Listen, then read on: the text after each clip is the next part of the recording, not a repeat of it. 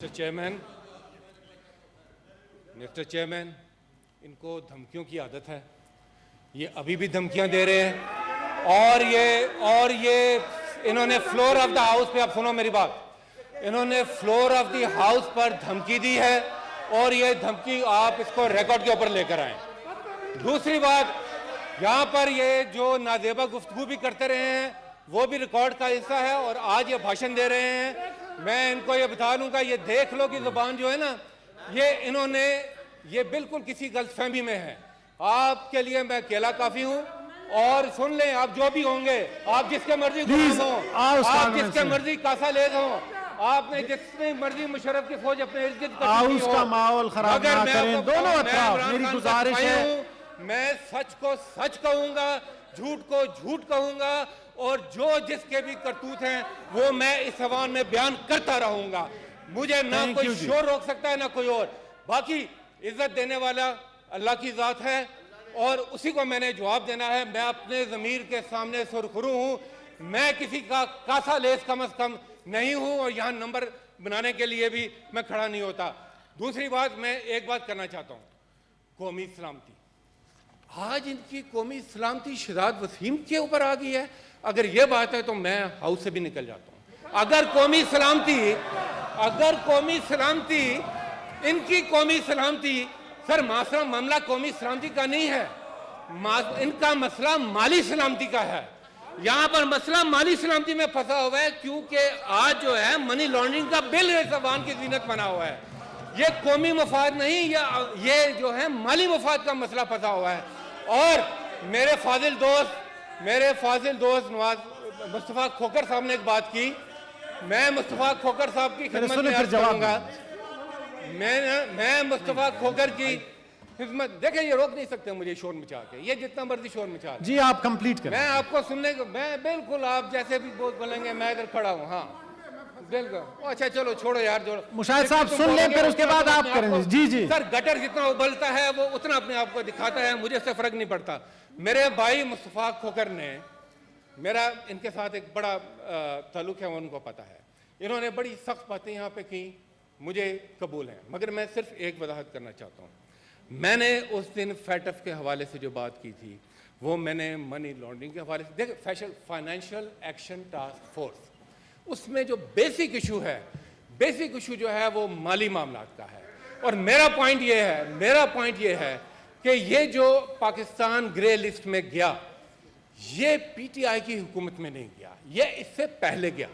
तो अगर हम अपनी गलतियां भी देख लें, भाई से मजमूई, मैं कहता हूं अगर अपनी गलतियां भी देख लें, अगर हम उनको रेक्टिफाई करने की कोशिश करें, थोड़ा सोल सर्चिंग करें, तो उसमें क्या बुराई है। अगर उसको, मैंने किसी शख्सियत का भी नाम नहीं लिया, इन्होंने कहा आप नाम लें, मैंने फिर भी नाम नहीं लिया, इसलिए कि मुझे पता है कि हर एक को अपनी क़यादत के साथ मोहब्बत होती है।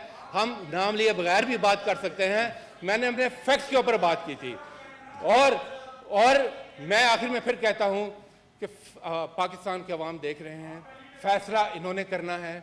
इन्होंने कौमी सलामती के साथ खड़े होना है, ज़ाती अना के साथ खड़ा होना है, अपने लीडरशिप के मफादात के साथ खड़ा होना है या मुल्क के साथ खड़ा होना है। Thank you. मेरे ख्याल में बातें दोनों अतराफ से बहुत हो गई। अब मैंने बिल आगे, तशरीफ रखें जी, सारी मेरी बात गौर से सुने। ये ना पोजीशन ना हुकूमत की बात है, तशरीफ रखें जी। आप चेयर की बात तो कम से कम सुन लें आप लोग, या चेयर की बात भी नहीं सुननी जी। पहले मैं अपनी बात कर लूं, पहले मैं अपनी मेरी बात सुन ले अगर आप लोग जी।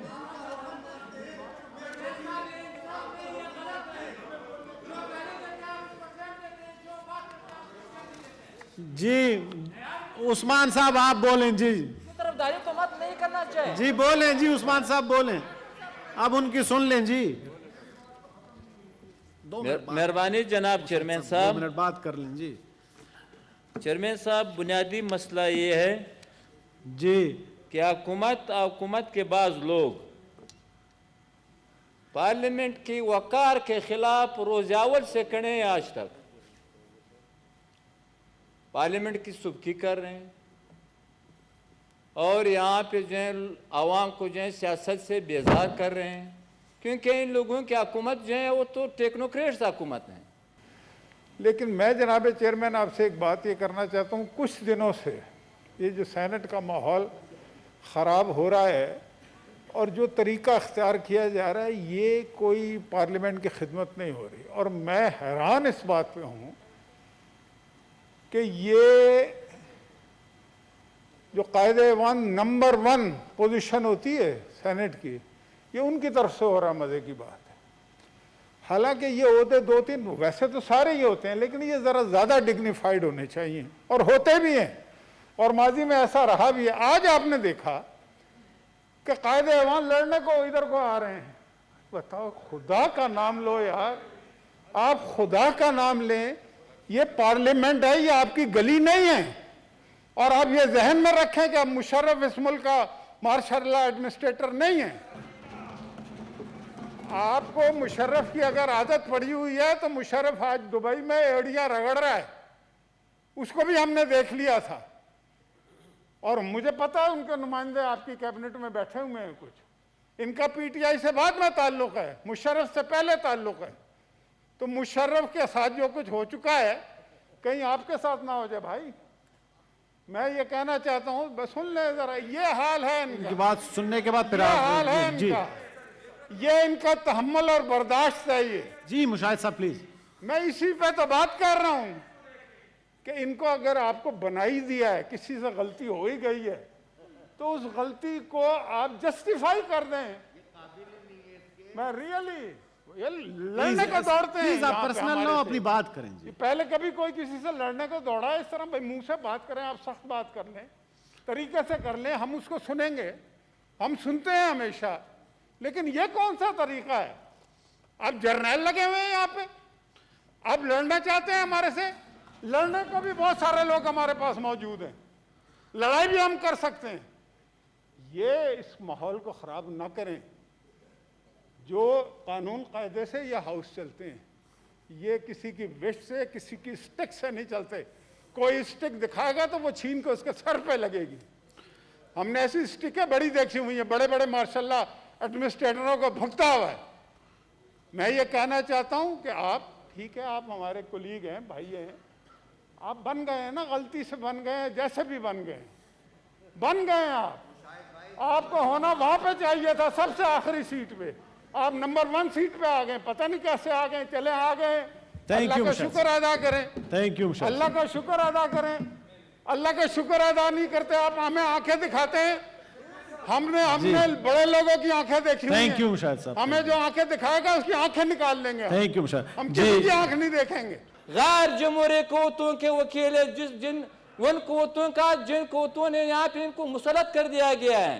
तो लिहाजा मेरा पोजीशन से ये गुजारिश है कि इन लोगों की मस्जिद आप लोग अगर गाली के लिए तैयार है, कम से कम पश्तूनख्वा मिले हमें पार्टी जो है गालियों के लिए तैयार नहीं है, ना इन लोगों के साथ देंगे, ये ना अवाम दुश्मनों के साथ, जो ये अवाम दुश्मन लोग हैं, जमहूरियत दुश्मन लोग हैं, पार्लियामेंट दुश्मन लोग हैं, आइन दुश्मन लोग हैं, इसका साथ देना जाए, ये कौमी मुफाद के खिलाफ है। Thank you ji, thank you ji. Raza साहब जल्दी बताएं, उसके बाद अब इतनी लंबी इस पे बहस नहीं करेंगे। सर बिल्कुल बिल्कुल जी, तो आपकी 2 दफा सुन चुका हूं चांडियो साहब जी। रजा साहब जी जनाब चेयरमैन, शुक्रिया जनाब चेयरमैन। मैं you are a very senior member mister Malik. जनाब चेयरमैन 120 की बात हो रही थी और फाजिल मिनिस्टर ऑफ लॉ ने 120 के बारे में बताऊंगा रजा साहब, फिक्र ना करें। वहाँ 120 की बात हो रही थी और फाजिल मिनिस्टर साहब ने फिर बात की उसके ऑपरेटिव पार्ट की। एक हद तक उन्होंने मुझसे एग्री किया और फिर उन्होंने कहा कि ऑपरेटिव पार्ट जो है वो है the member giving notice may move that the bill be taken into consideration. अब जनाब चेयरमैन, आप आखिरी में 3 लफ्ज़ जो हैं उन पे ज़ोर दे रहा हूँ, bill be taken into consideration. अब आप इसको ज़रा जहन में रख लें और इसको जहन में रखने के बाद अगर आपको मैं ले चलूँ वापस रूल 99 पे। रूल 99 जो है वो है कंसिडरेशन ऑफ बिल्स, और वो ये कहता है कि when a bill has been received back from the standing committee or when the time fixed for the standing committee to send it back has expired, the secretary shall cause, ये अलग बात है। इसके बाद मैं आपको ले चलता हूँ कि जब ये हो जाता है और रूल 99 में भी है, एटलीस्ट